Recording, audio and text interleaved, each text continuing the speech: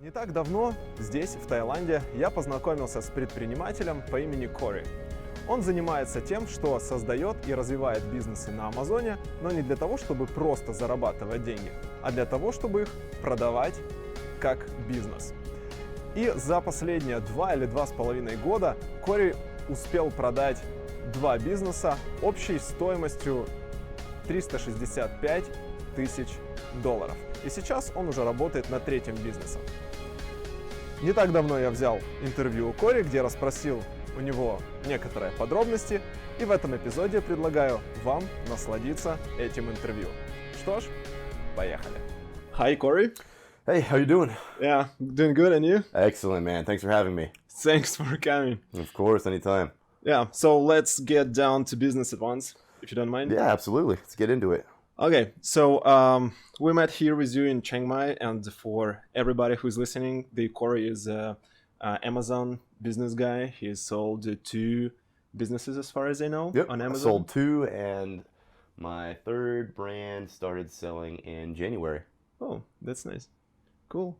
So, and I know that, so why did you choose the Chiang Mai to stay here? Well, I was actually living in Moscow for about 7 months before I came here, and I took December off, so I didn't work in December.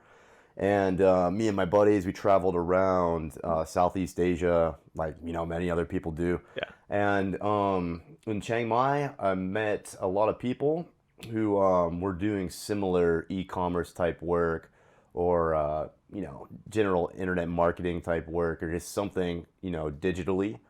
And it was met quite a good group of people and some really skilled guys. So I ended up staying here, and we all worked together actually. So it's been a pretty good experience. Yeah, that's why I like Chiang Mai too. The community is Yeah, really absolutely. Yeah, nice. it's weird how that works out sometimes. But I knew about Chiang Mai actually before coming here, but it was better than I expected when I arrived. So Cool. yeah, I'll definitely stick around for 6 months to 1 year, maybe longer. We'll see. Yeah, nice. And you told me that you have been in Ukraine, right? I did, yeah. I was in Ukraine in March of 2013, and there was so much snow. There was like record-breaking snow in Kiev. So sometimes I couldn't even open my door because I lived by как по-русски, София площадь. Yeah. So what's up? What do you call that? Софийская площадь. Yeah, exactly. Yeah, Спасибо yeah. большое. Really nice Okay, place to so yeah, I was there, and that's where my apartment was, and there was so much snow, and there was like one plow for the entire city, and it was just covering like everybody's cars and stuff. Cool. So we went snowboarding down the was it Alexander? The road that you take down from Sofia to the bottom of the hill. Yeah, I know that road, but Yeah. I don't remember how to. Okay, yeah, it was awesome. So people were Yeah. like skiing and snowboarding and sledding. There was no rules. It was amazing. Okay. Yeah. Cool. Okay, I know that you wanted to make this like short as possible to like pump it up with useful information. Yeah, So for let's sure. go straight to Amazon. Let's do it. Okay. So what I want to start is from your current businesses. Can you tell how many Amazon businesses you have right now, and how many products you have? Okay. I've had 3 in my life. 2 of which I sold last year. About about 7 months ago now. I finished up everything. So my new brand, my 3rd brand, I've been selling since January 1st, and within 30 days we were already at 30K in revenue, and I think now we're at 34K in revenue. Wow, that's nice. So yeah, it was a pretty fast build, and I'm going to keep up that pace. Just going to keep reinvesting in the business, buying more inventory, and spending more on marketing and the website.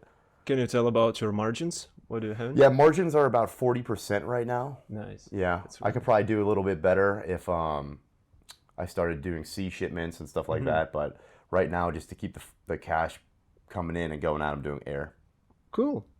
Okay. Can you give some tips for our listeners what to focus on when picking a new product? For sure. If you are new in the e-commerce world, I would go with something that is a lower search volume. It's going to be easier and more cost effective for you to break into. So that's definitely something I would do if you're new. Look for lower search volume things, and get going with multiple products, and make sure you have a killer website and a plan to move off Amazon. That's something I really want to focus on, actually. Is your business is not Amazon, all right? That's just a channel that you're selling. So you want to do email collection, because that email list, that's your customer base. You know what I mean? That's the people that really matter, the people you want to keep entertained and keep them coming back to you. Yeah. So that's one thing in my theory of brand building, and the second thing would be off channel traffic, like just having it doesn't matter if you build on, I mean, pretty much everybody's using Shopify now. So Shopify is an awesome platform for e-commerce. I'm actually using WordPress site right now, but I might switch over at some point. Okay, but it's for, right, for, you advise to do it for beginners. But what do you focus on, like, when you're launching your products? Cool. Obviously, so absolutely, we just launch on Amazon. That's our launch pad, you know what I mean? Yeah. So it's just so easy to get your listing set up and started, and the traffic is already there. Of course. People who are on Amazon are buyers. It's buyer traffic. So that's why it's the easiest to break into. Okay. And that's the first thing. That's your step one. Okay. Before you even start thinking about the other stuff, definitely get to like 20, 30K in revenue on Amazon before you go any step further. Just my opinion. Okay. How do you pick those products with this kind of potential, like 30, 40Ks to make an Amazon? Yeah, so everybody's going to have a different, growth rate, but the more money you can spend on inventory and marketing, that's what's going to shoot you to the top faster. Okay. Yeah. How much did you invest in your current product, like at the very beginning? Can you share this information? Yeah, I'm actually working with a pretty high cost product right now. So I pay about between $18 and $20 per unit. Okay. Yeah. So that's what I'm doing right now. I'm focused on stuff like that. Okay. So your first inventory was like, how much did you spend on your first inventory? About 27K. 20, Yeah. Okay. Yeah.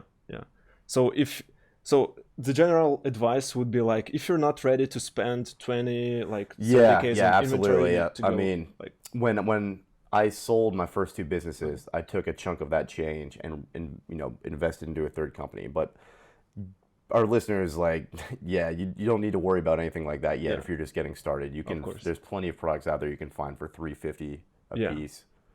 Yeah, we're talking US dollars, by the way. Of course. Yeah. Okay, cool. Can you describe your strategy of launching products? How do you launch new products? Yeah, so I pick my product, and I have a huge attention to detail in branding. So I focus on making the best product possible. Again, this is just what I do. I'm not saying it's what everybody wants to do. Sure. But I focus on, the best branding, the best brand story, the best website I can build, and the best product made out of the best materials. So I try to be that premium product and sell for a little bit more money than the competition would. So I really that's how I choose to set myself apart. Okay. And when we were talking with you earlier, you told me when you want to rank your product higher, you just lower your price for a little bit. Like, that's really going to dictate on the product you go with. Okay. Can you tell more about it? So about this strategy. When you initially have a new product and you don't have that many reviews yet, I generally find it good to keep your price a little bit lower than your final price you want to achieve, and just drive traffic to that. So you'll have a really high conversion rate. But again, your detail page needs to be the best. Like, I mean, your sales copy elements need to be in there. Your title, your pictures, everything needs to be the best.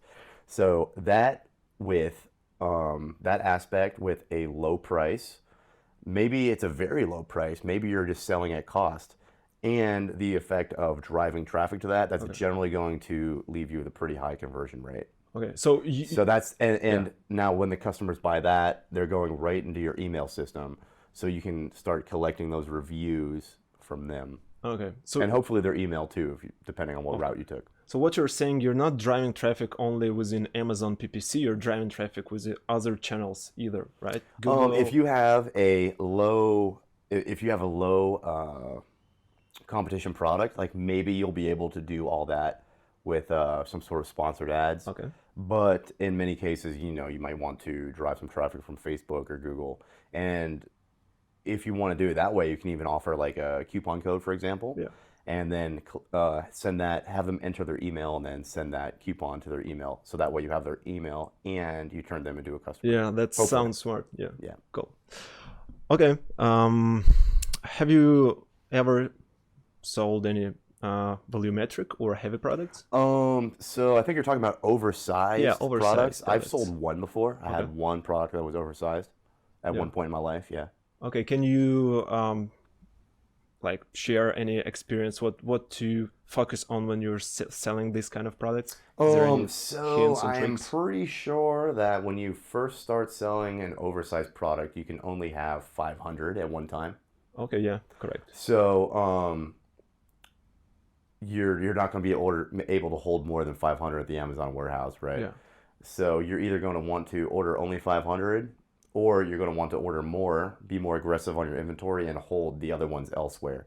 Maybe at a holding warehouse or something like that in California that you pay monthly until you start moving that volume. Eventually, you're going to be allowed to hold more. Okay. Once Amazon sees you actually have the ability to sell stuff, then they're going to give you more leeway with that. They're going to give you a higher allowance of inventory. So yeah, obviously for all my one oversized product I just talked about, I was doing that by sea. I was shipping by sea. Okay. Right. And where have you been storing the like over 500 units? No, actually, I had that product in 2013. Okay. So I would only order 500 at a time okay. until I was able to have more. Okay, cool. But everything else is the same like with regular products, right? Or what do you something like, is there any difference between selling volumetric products and regular products? No, same deal. You just have to give yourself, if you're going to do sea shipping, you need to give yourself more time. Yeah. You have to, you know, be able to predict your inventory better, you know. So yeah, definitely. Be aggressive on the inventory if you can afford to do it. Yeah. But this is a pretty important fact too for people who are starting out. Make sure when you ship the products to the US that you're within compliance and you don't get hit with any surprise taxes. You don't get hit with any surprise like something, you know, not being approved by the FDA. Yeah. And also you want to make sure that you're not bringing some hazmat into the Amazon warehouses too. So you want to make sure you're meeting compliance with shipping to the United States, and you want to make sure your compliance is in line for actually using Amazon and the FBA warehouse. Okay. What kind of resources do you use to check all of it? So whenever you're doing shipping, if you are manufacturing from China or India, for example, I would never ever let your supplier handle shipping. Okay. I would use a third-party shipper.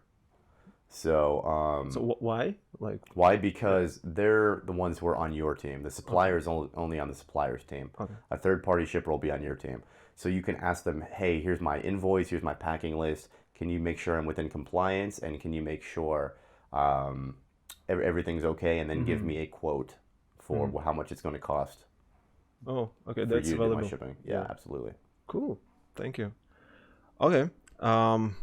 Another question from our students is, can you share your strategy of handling negative reviews? Yeah, for sure. Oh, by the way, before we get into that, for any of our listeners who are looking for a shipping company, you just need to type in freight forwarder on Google, or something, you know, and you're just going to get a whole list of different companies. Can you advise you can Google? I use a company called Logistics Plus. Okay, I will definitely add link. Yeah, for sure. Yeah, for sure. I use a company called logisticsplus.net. I've used other companies before in the past, but I mean, that doesn't mean you have to use them. You can type in best freight forwarders for Amazon or something like that, and I'm sure there's got to be somebody who's made a list of top 20 or something like that. So yeah. Moving on to the negative reviews thing, it's a part of life. Sometimes the reviews are going to be honest. Sometimes the reviews are going to be from competitors or like dirty reviews. By the way, any of our listeners, don't ever do that. It's not ethical to leave bad reviews on your competitor product. So you're going to have both cases happen to you. And when that does, you're going to want to comment on that review. You're going to let them know, you know, I'm dedicated to your satisfaction. maybe this is why you're upset, and I know we can resolve this situation together if you contact me. Here's how you do it. So write them a little letter, maybe 3 paragraphs or so. Okay. And at a minimum, I mean, some people have templates already set up, but you can just comment on the negative review. Let them know what went wrong and that you're interested in fixing it. So wherever you have negative review, you just add comment on the bottom of it and just let okay, I want to make it the best for you, right? Yeah. Do everything you can to fix the customer's situation. Okay, that's cool. Thanks. Okay, let's talk more about selling Amazon businesses, okay? Cool. All right, you mean when I sold my first 2 brands? Yeah. Okay, I sold my 2 original brands in 2015. One of them, we started the sales process in January, and the other one, we started the sales process in May. Okay. Whoa. And, okay. One of those businesses I had a partner on too. At what point you realized that you want to sell it? Like, when did you make this decision? Okay, so one of my businesses, the one I had a partner with, we both wanted to move into different things with our lives, and the business was where it was at. It was kind of stagnant for a while, so we just decided it was the best decision to go ahead and sell that. Okay. And we both took 50% of the earnings on that sale. The other one, you know, that was an interesting situation because I just found somebody who really wanted to buy the company. They're really great people, by the way. I got really lucky with my buyers. And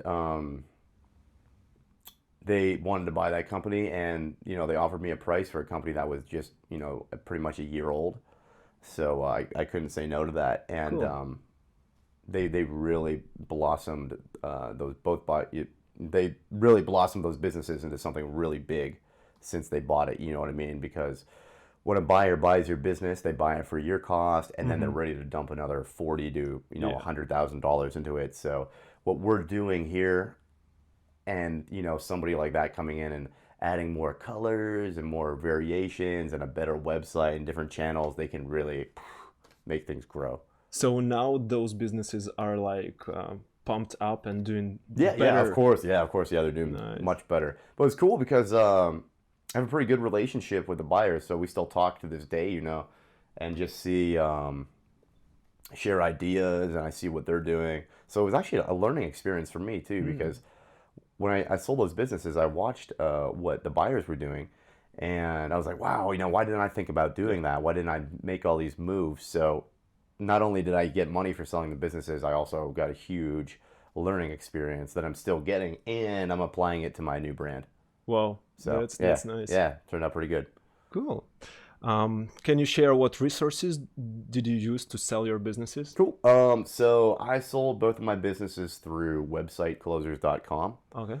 My broker's name is Greer. And actually, one of my other buddies just sold his business, and he used a company called Empire Flippers. Cool. So yeah, I mean, I had a really great experience with my broker. I mean, they sold both businesses within 2 months. Whoa. So your broker is pretty really nice. They were fast. Yeah, they got a whole list of vetted buyers and stuff like that. Was it like selling for like I don't know, like low price, or you sold like for the high price? You know, because when generally when businesses are evaluated, you take profit from your most recent year. You multiply that by 3, and then you add on the cost of wholesale inventory. Now, certain things are going to make that's like where you would start, and certain things are going to take away value from your business, or certain things are going to add value from the business. I was selling on Amazon as my main channel for both those businesses, so that reduced my price a little bit because they were taking a bigger risk. Also, one business was just over a year old, so that was an unproven business, and the other one was like 2 years old. Okay. And because those businesses were both very young, I took kind of a hit on the price. But the other hit I took is my contract was very draconian. I wanted 90% of my money up front on sale day, and then 10% after 30 days of training.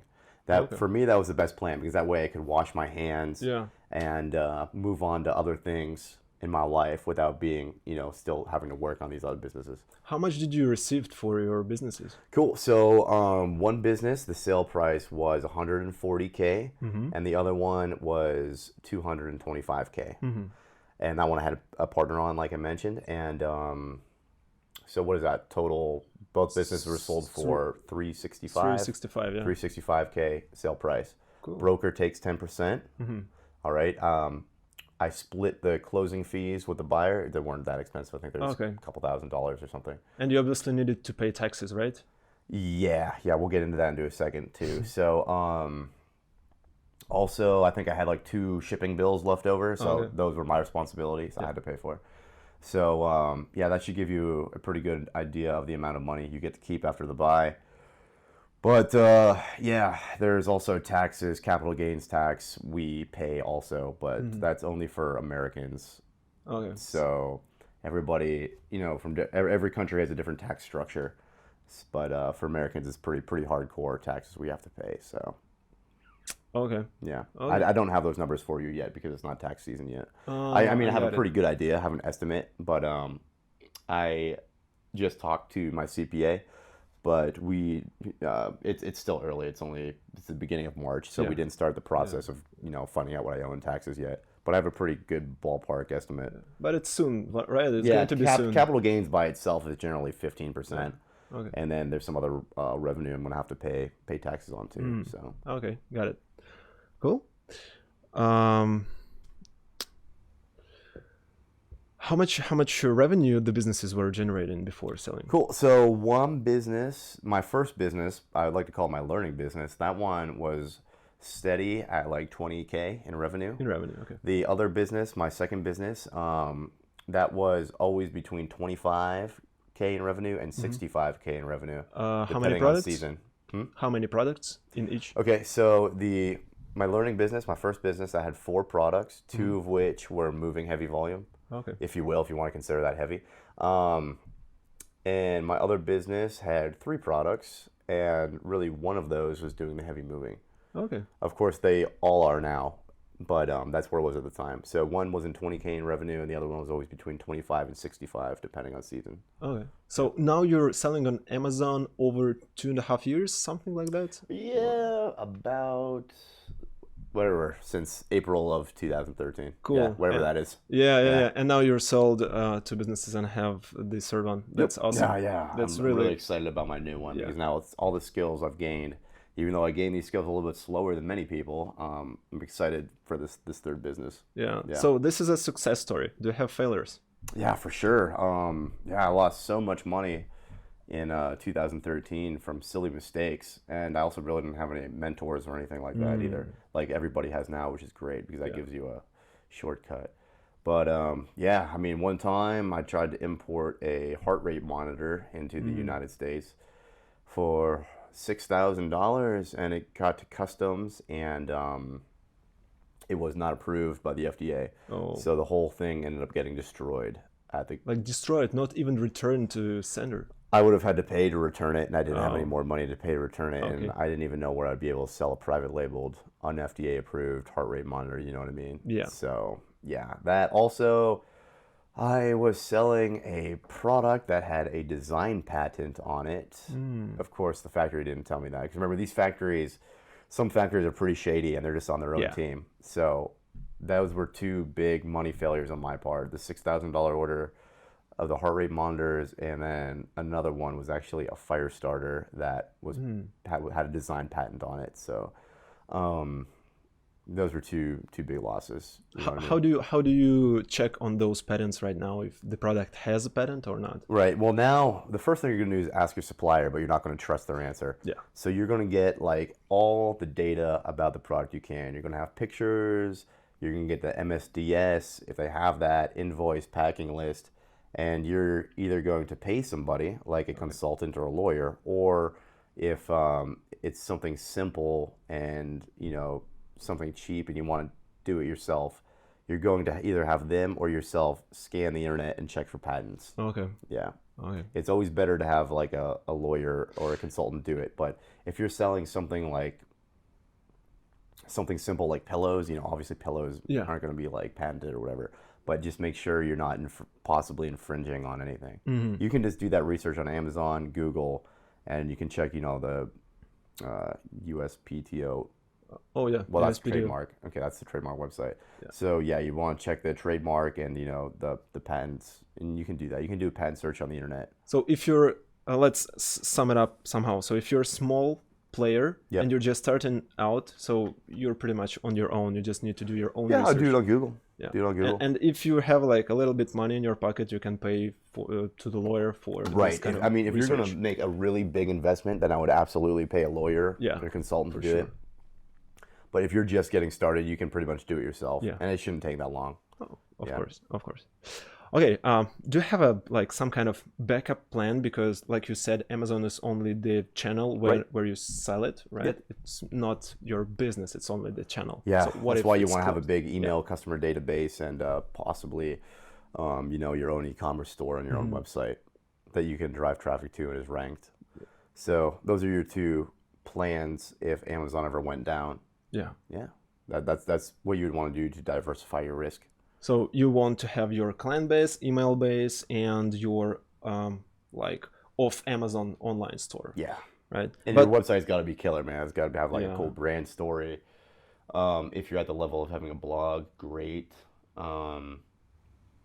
It's just got to be a professional website. sure. Yeah, like don't build it on like a Windows 95, Yeah, yeah. template or something like that. But for our listeners, if you're just starting, you need a website. It could be like a not very good Oh, well, website, yeah, but it's for easy now. brand Yeah, registry. you can make your That's it. yeah, absolutely. Just for brand registry Yeah, and just to actually exist as a real company. You know what I mean? Yeah, yeah. Your website, if you're just starting out, it doesn't need to be amazing. You can use Shopify or WordPress, and you can just have a hey, look at me, I'm a website, and you can do that in like 2 days. Of course. Yeah, or just pay somebody to do it real quick.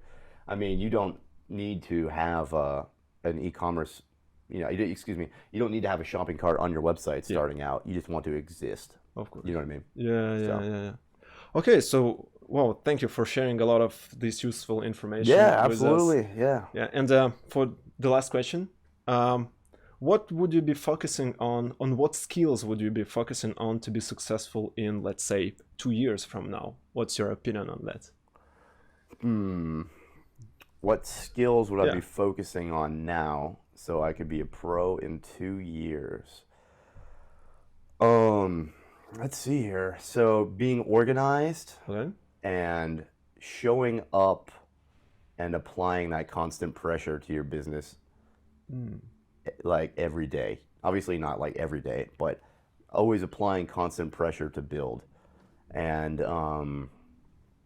just always taking in new skills and learning experiences whenever I can. Maybe taking some courses every now and then. Always having conversations and chatting with successful people so you can trade ideas. Oh yeah, that's very valuable. You know what I mean? So just just really doing that and just staying organized with P&Ls, with the brand, with the systems. So everything I do, by the way, I do to sell. So whenever I build something, I build it to sell. So just doing that and always learning new things. Yeah, I heard earlier you told that you always have these reports like P&L, cash flow, right? Yeah, for sure. That's the most important thing that somebody wants to see when they're evaluating your business is the P&L mainly and some other basics. But you definitely want to keep track of all that stuff. You know what I mean? Run your business through a business bank account or at least a separate bank account if you don't need those in your country, wherever our listeners are hailing from. Just keep everything organized and run it like a business. Don't run it like a side project or run through your own personal name. Cool. That's real nice.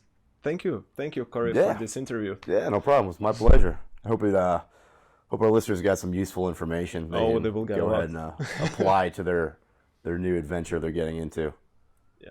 Yeah. Okay. So, guys, it's gonna be hard. It's gonna be hard. You're gonna make mistakes, but just keep showing up and keep learning from it, and don't give up so easy. You could be all right. Cool. Okay, we're done. All right. Perfect. Perfect.